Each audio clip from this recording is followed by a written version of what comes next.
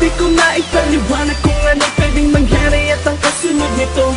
Alam kong ako ay di mo maiintindihan, pagkat namin pwedeng isipin ang nilalaman nito. Sapagkat ako'y narong sadya, huwag kang masyadong mag-isip. Ako'y narong sadya, bigla sa'yong napalapit. Ako'y narong sadya, nagkagalit, narong sadya, nagkapalit, narong sadya. Tandaan mo na hindi kita pagpapalit. Mainit ang dugo, ano ka ba? Ilang beses ko bang sasabihin mahal kita?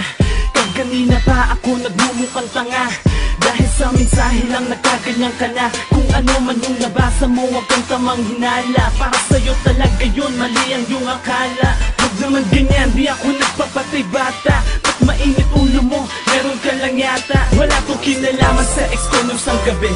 Walang dapat itago, nag-usap lamang kami. Ang sinabi ko lang ay mag-iingat lang siya, kasi masyado ng delikadong umuwi ng hating gabi. Kaya relax ka lang, burahin mo na sa iyong inbox, para sigurado na wala na sa iyong impact. Para makapagsimula at happy-happy na uli, at di nakalimutan, balik na sa dating gawi. Tanga ka ba? Sasabihin mo, di mo gustuhan. Huli-huli ka na nga, wala mo pagulusutan. Kahit anong sabihin mo, wala na kong pupuntahan. Huwag kang paate-ate dyan, at pagkakasapala kita. Di ko alam ba kung mabot sa ganito.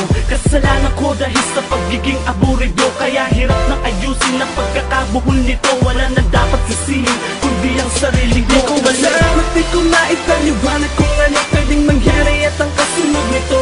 Alam kong ako ay di mo maiintindihan, pagkat natin pwedeng isipin ang nilalaman nito. Sapagkat ako'y narong sadya, huwag kang masyadong mag-isip. Ako'y narong sadya, bigla sa'yong napalapit. Ako'y narong sadya, nagkagalit, narong sadya, nagkapalit, narong sadya. Tandaan mo na hindi kita pagpapalit. Isang pagkakamaling di inaasahan, hindi ko na malayan muling matututunan ng umibig ng katulad ko, nang dahil lang sa CP. Kakatext ng kakatext, doon ako na busy. Na wrong send ako, di ko na malayan to, pero sakto naman napagpad ito sa'yo.